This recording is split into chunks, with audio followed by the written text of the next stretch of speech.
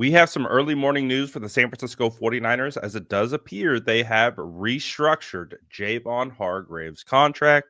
And as we know, these restructures can be complicated, but we will do our best to explain what has happened and why they did what they did. So, this was from Jason of Over the Cap. He obviously tracks the league and all of these types of moves and is able to explain them in greater detail.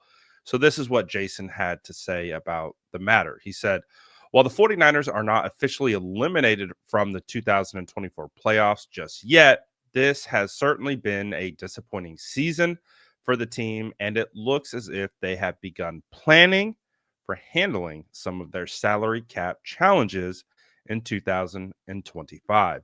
Per a league source, the 49ers recently restructured the contract of Javon Hargrave for 2025 and 2026 in what looks to be a setup to allow for a post June 1 release next year. So, that right there is the important element of this. We will get into the details of what the 49ers were actually able to do in the restructure of his contract, but that is the entire point of what it appears to be Javon Hargrave's final ride with the San Francisco 49ers. We know that when he was originally signed, they gave him a big time contract in free agency and just never really, I think fans were disappointed with the return on investment.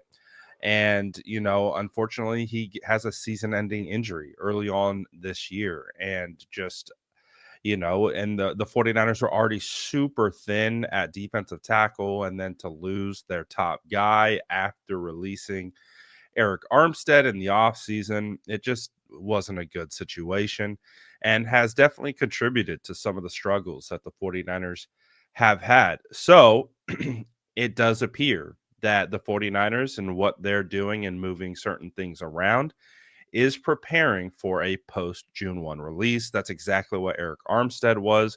It was announced, I think, maybe in early March that the 49ers were going to be moving on from Armstead, but he was designated with a post June 1 release. This allows for some cap savings and things like that, which is why we see the post June 1 designation. But let's get into the details of what was done here. So the 49ers reduced Hargrave's base salary from 19.9 million to 2.1 million, dropping Hargrave's salary cap number from 28.1 million to 10.3 million in the process.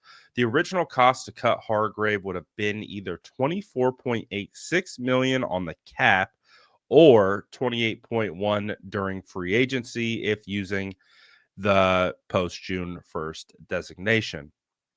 This will allow the team to designate Hargrave as a post June 1 release, count for just 10.3 million on the cap during free agency, and then have it drop to and have his cap number count for 8.6 in 2025 if Hargraves is still hurt, and defer 17.4 million to 2026. So part of this is some injury designations as well. But it does appear, if I'm understanding this correctly, is that even with him being released with a post June 1st designation, he will still have a cap hit because that's just how contracts work when you release them before they are finished. So a part of this restructure is to get that number down.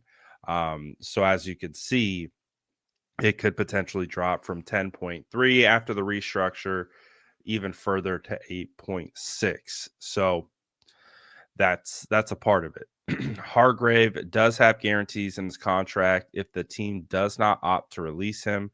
The 2.1 base salary ensures that Hargraves, who is currently injured, will qualify for the maximum injury protection benefit allowed by the CBA if he is still injured after the season. That would count for 1.26 million on the cap, and he included that in the cap charges above. So I'm gonna do my best to try to understand it. Definitely not my wheelhouse in regards to breaking down contracts and cap space and dead cap and all of that stuff and what it all means. But the basic kind of summarization of this is that this allows them to get out of his contract without having just massive cap hits and dead caps remaining once he is gone. So it does appear, just like Jason had mentioned, that they are basically positioning themselves to move on from Javon Hargrave. And we know that the 49ers cap is going to be something that we are going to be watching pretty closely this offseason as they pretty much retool the roster. They're probably going to be moving off a lot of, you know, key names that we've been used to.